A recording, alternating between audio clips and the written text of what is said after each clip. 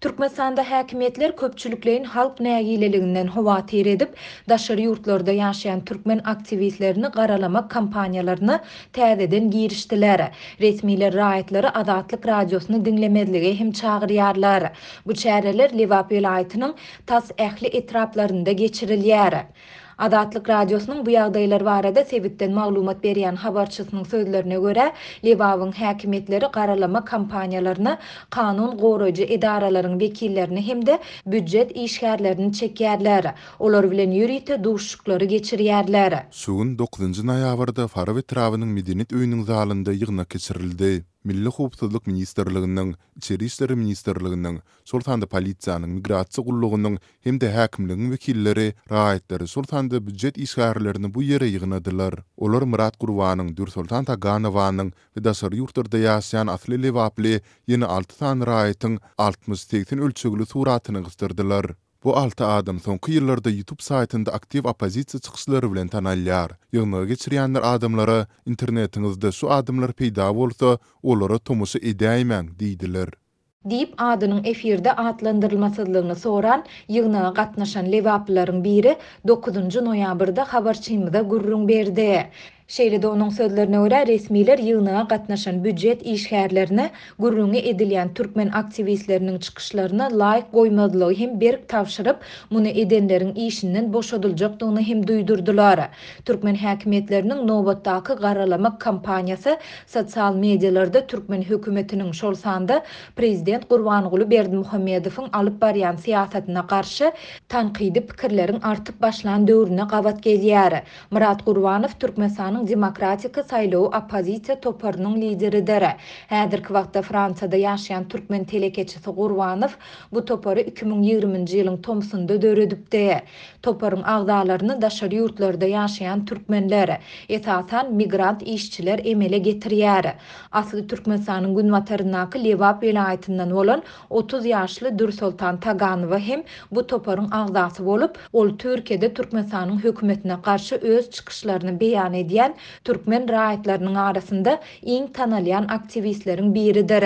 Taganowanyň ady bilen türkmen jemgyýetçiligi ilk başda geçen ýylyň iýulynda tanışdy. Şonda Taganow türkmen hökümetine garşy Istanbulda geçirilen mitinge gatnaşanda türk polisiýasy tarapyndan saklanyp Türkmenistana deportasiýa edilmek bilen ýüzbeýiz bolupdy.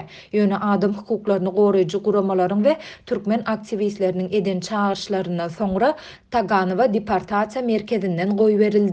Şondan soň Taganow Türkmenistandaky ýagdaýy ara alyp maslahatlaşmak üçin sosial ulgamlarda gündelik onlaýn ýygnaklary geçirmegi dowam etdirdi. Ol şu ýylyň 27-nji sentýabrynda türk häkimetleri tarapyndan ýene Istanbuldaky deportasiýa merkezine iýberildi we soňra 29-njy sentýabrda gaýtadan boşadyldy. Häkimetler Taganowany garalama kampaniýasyny geçen ýylyň oktýabrynda hem geçiripdiler. Şonda Lewabyň häkimetleri ony ýurtda syýasy tolunşy gurnama synanşmakda aýplapdylar. Habarçymyz bilen söhbetdeş bolan Lewaply ýaşaýjylaryň sözlerine görä, Farabdaky ýygnakda özüni Milli Howpsuzlyk Ministrliginiň işgäri Merdan diýip tanıştyran resmi Türk hökümetine eden haýyşlarymyza garamazdan aktivistlerimizi Türkmenistana getirmek başartmady hem diýdi. Indi halk olaryň video çykyşlaryna tomasy etmese, laýyk goýmasa, olar YouTube'dan girdiç alyp bilmezler. Olary başga tarapdan maliýeleşdirýän ýok. Şonuň üçin olara tomasy etmäň, bize azara goýmaň.